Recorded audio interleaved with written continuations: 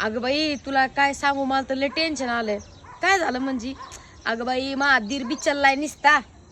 अगं हा, आता ते कोणते डे चालू आहेत ना, ते म्हणते व्हॅलेंटाईन, ते हागडेन, काय काय माहित बाई काय चाललंय त्यालाच माहित. असं कुठं असतं का? बरं असतं तर असतं, तुला कोणत्या फिंदरीला द्यायची तू दे ना, पण माझ्या नवऱ्याच्या पाकिटातले पैसे चोरू चोरून येतंय. हा मग आता मी हाय वहिनी म्हणून काय म्हणा ना.